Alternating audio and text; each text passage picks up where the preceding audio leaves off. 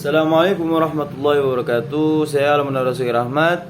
Saya dari kelas F, Fakultas Ekonomi, jurusan Manajemen Universitas Negeri Gorontalo. Dan saya akan mempresentasikan materi tentang persediaan bahan baku.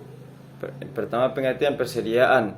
Persediaan adalah bahan atau barang yang disimpan yang akan digunakan untuk memenuhi tujuan tertentu.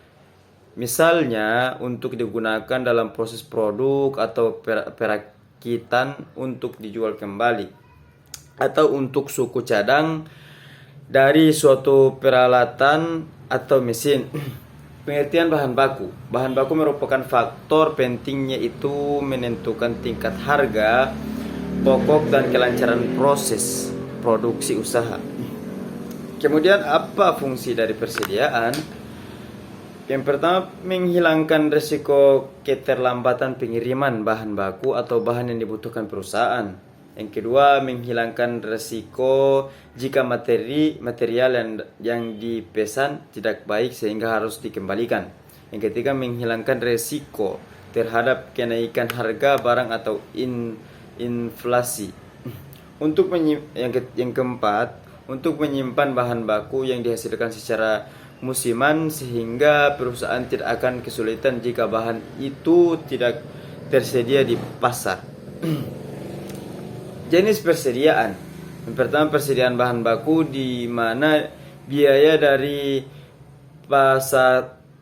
pasokan bahan baku yang digunakan dalam proses produksi disimpan. Yang kedua, merupakan persediaan untuk menghadapi permintaan yang dapat diamalkan, misalnya pada musim permintaan tinggi tetapi kapasitas yang produksi pada saat itu tidak mampu memenuhi permintaan. Kemudian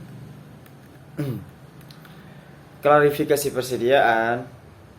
Pengendalian persediaan dapat dilakukan dalam berbagai cara, antara lain dengan menggunakan analisis nilai persediaan.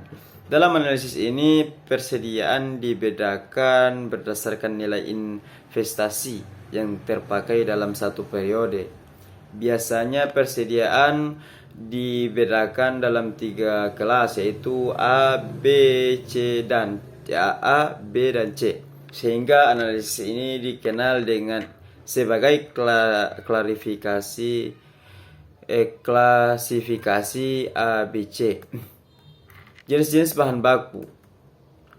Bahan baku langsung atau raw material adalah semua bahan baku yang merupakan bagian dari barang jadi yang dihasilkan. Biaya yang dikeluarkan untuk membeli bahan baku langsung mempunyai hubungan yang erat dan sebanding dalam tujuan barang jadi yang dihasilkan.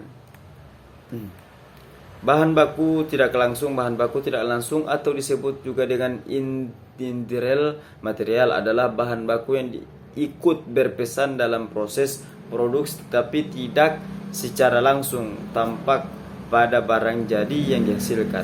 Demikian itu dari saya, presentasi dari saya. Wassalamualaikum warahmatullahi wabarakatuh.